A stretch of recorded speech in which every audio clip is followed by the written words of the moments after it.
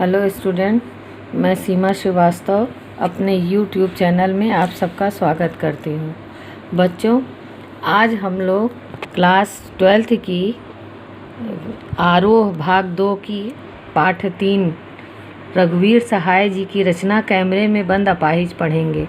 उसके पहले हम रघुवीर सहाय जी के बारे में जानते हैं। रघुवीर सहाय जी हिंदी के दूसरे शतक के प्रमुख कवि और समकालीन कविता के प्रसिद्ध कवि के रूप में जाने जाते हैं। दूसरा सप्तक, यह सप्तक अज्ञे जी द्वारा संपादित किया गया था, तो इस दूसरे सप्तक में यह प्रमुख कवि थे।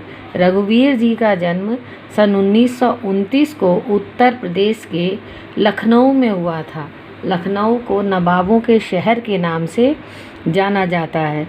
इन्होंने अपनी प्राथमिक से लेकर के उच्च स्तर तक की, यानी प्राइमरी से लेकर के स्नातक स्नातकोत्तर तक की सारी शिक्षा लखनऊ से ही प्राप्त की। लखनऊ विश्वविद्यालय से 1951 में अंग्रेज़ी में एमए करने के बाद यह संपादन कार्य में लग गए। वह ऑल इंडिया रेडियो के हिंदी समाचार विभाग में भी कार्यरत रहे, लेकिन पेशे से एक पत्रकार थे। अपनी कला के प्रति विशेष सजग रघुवीर जी सामाजिक यथार्थ के प्रति जागरूक थे। समाज को वैज्ञानिक तरीके से समझने के पक्षधर हैं। रघुवीर जी का 1990 में स्वर्गवास हो गया, लेकिन उनकी रचनाओं के माध्यम से उनको अब भी साहित्य में याद किया जाता है। इनकी प्रमुख रचनाएं हैं। दूसरे सप्तक में आरंभिक कविता देने के अतिरिक्त उनके अन्य काव्य संग्रह हैं सीढ़ियों पर धूप, आत्महत्या के विरुद्ध, हंसो हंसो जल्दी हंसो और लोग भूल गए हैं। संपादन कार्य में सबसे पहले कल्पना पत्रिका का संपादन किया, उसके बाद प्रतीक, फिर दिनमान व दैनिक नवभारत टाइम्स के संपादन में भी सहयोग दिया। यह साहित्य अकादमी से सम्मानित भी किए गए थे। रघुवीर सहाय जी की काव्य भाषा आम बोलचाल की भाषा है। सामान्य शब्दों को ही नवीन अर्थवत्ता प्रदान की है। इनकी भाषा साफ साफ भाव प्रकट करने वाली है। भाषा में नवीनता के साथ भीतर तक तिलमिला देने की क्षमता भी है।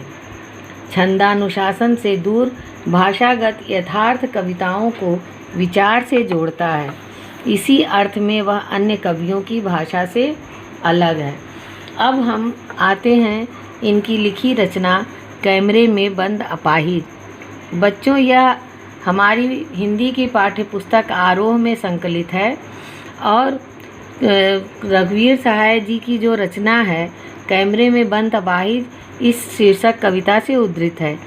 इसमें रघुवीर सहाय जी दूरदर्शन पर सामाजिक कार्यक्रम प्रस्तुत करने वाले उन लोगों के प्रति व्यंग्य किए हैं जो किसी शारीरिक पीड़ा से ग्रस्त हैं।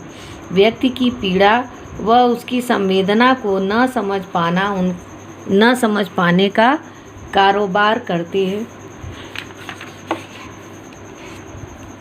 इस कविता में कवि एक अपाहिज व्यक्ति को ला करके और उससे प्रश्न पूछना कि आपको कैसा लग रहा है, अपाहिज होकर कैसा लग रहा है, आप इशारे से बताएंगे या बोलकर बताएंगे, थोड़ी कोशिश करिए। इस तरह से कार्यक्रम को रोचक बनाने वाले प्रश्न पूछ कर उस व्यक्ति को जब तक रुला नहीं देंगे तब तक इनका साक्षात्कार पूरा नहीं होता है।